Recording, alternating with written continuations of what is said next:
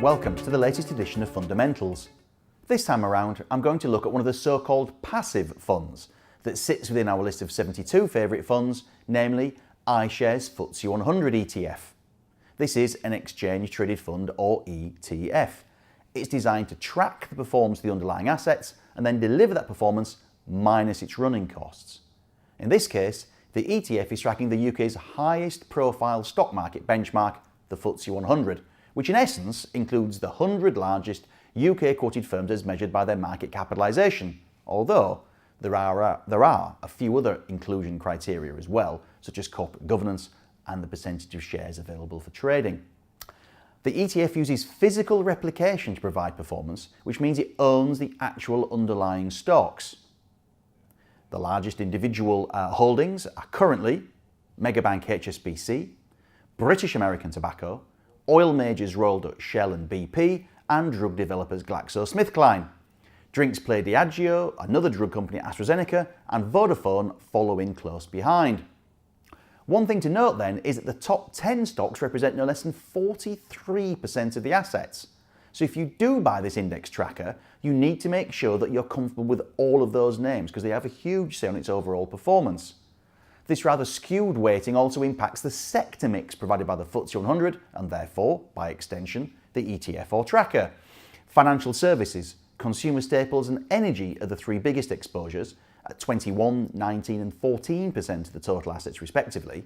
By contrast, real estate, technology represent barely 1% apiece of the portfolio and utilities just under 4%. The ETF comes with a historic dividend yield of around 3.9% and dividends are paid quarterly.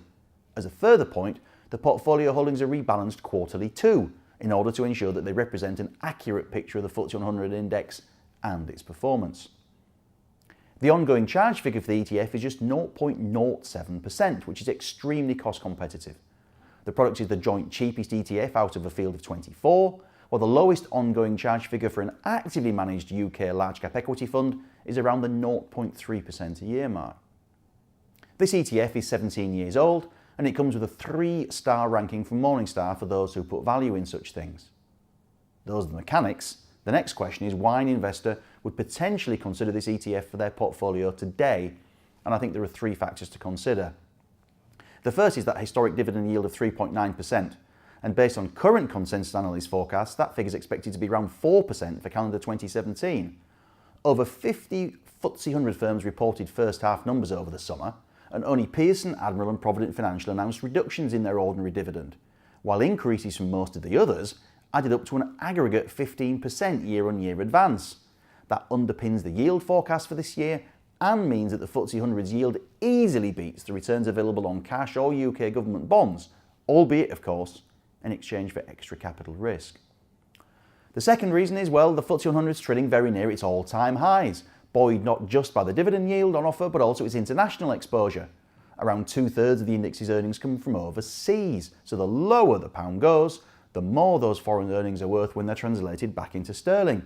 This chart here shows the FTSE 100 against a trade-weighted basket of currencies relative to the pound since June 2016 and the EU referendum, and the trend so far is pound down, FTSE up, although of course we must note that the past's no guarantee for the future.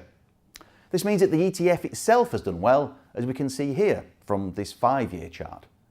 The final reason for researching the ETF is the low cost diversification it provides. The ongoing charge figure is competitive at 0.07%. In exchange for that, you get access to 100 firms, covering a range of industries with terrific global reach. However, the product may not be suitable for everyone, also for 3 reasons.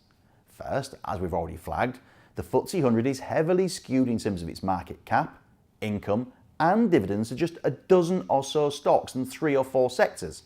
Financials, banks in particular, miners and oils are all hugely influential when it comes to earnings and dividend forecasts, and any investor in the tracker must therefore be comfortable with their prospects. Second, although the FTSE 100's dividend yield is attractive, it may not be entirely safe. Pearson, Provident Financial and Admiral did push through dividend cuts, and the overall level of dividend cover is low by historic standards.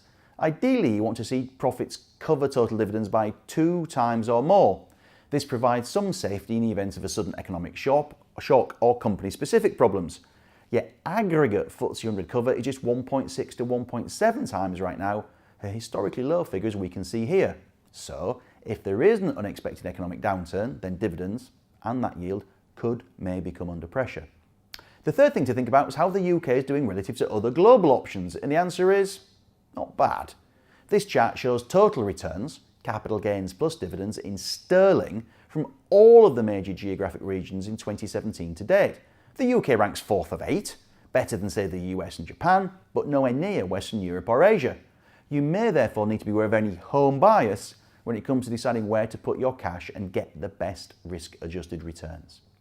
So when you do your research, it's important you therefore make sure that iShares Core FTSE 100 ETF fits with your own personal strategy, target returns, time horizon and appetite for risk. Thank you for watching, and I look forward to seeing you next time.